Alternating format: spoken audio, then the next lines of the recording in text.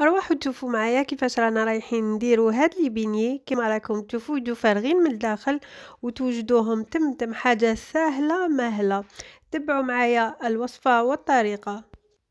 هنا درت كاس حليب دافي، زدتلو 4 مغارف كبار تاع السكر، مغرف كبيرة خميرة تاع الخبز، حبة بيض، وزدت 4 مغارف كبار تاع الزبدة، وزدت شوية لافاني وخلطتهم وخليتهم يخمروا. هنا كيما راكم تشوفوا راهم خمروا. زدت قرصة تاع الملح وبديت ندير في الفارينة. درت الكاس الاول، زدت الكاس الثاني. انا كيما انا هنا درت 3 كيسان ونص. وقعدوا تزيدوا في الفارينة حتى تنضم لكم العجينة تاعكم. ما تجيكمش عجينة ناشفة، وفريمون تجيكم عجينة طرية تتلاصق شوية باش يجوكم لي بيني تاعكم خفاف. هكذا انا راني نطمت لي. زدت لها مع الاخر مغرفه صغيره تاع الزبده وعجنتها 3 دقائق. اعجنوها 3 دقائق البنات، وكي تكملوا خلوها تريح نص ساعه ولا اكثر قد ما تخلوها تريح مليح. هنا العجينه تاعي راهي ريحت. دوك نبدا نحلها. ديروا بزاف الفارينه البنات من الفوق ومن التحت باش ما تلصق لكمش العجينه ويجوكم لي بني تاعكم منفخين.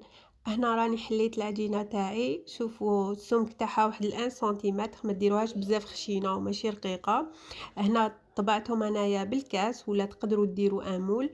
حطيتهم فوق بابي كويسون ومن بعد غطوهم وخلوهم يزيدوا يخمروا شويه.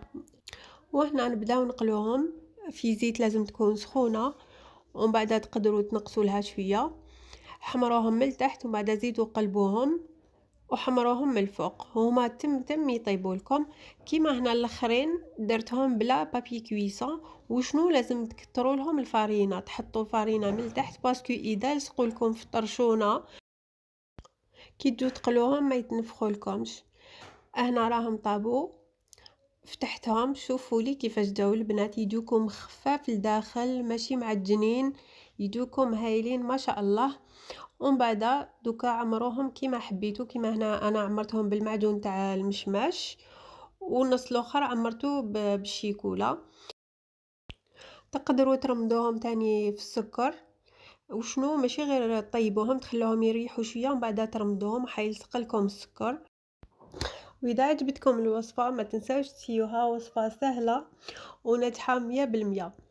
وهنا ما بقى لي غير نقول لكم نتلاقاو غدوه ان شاء الله فيديو جديده ووصفه جديده.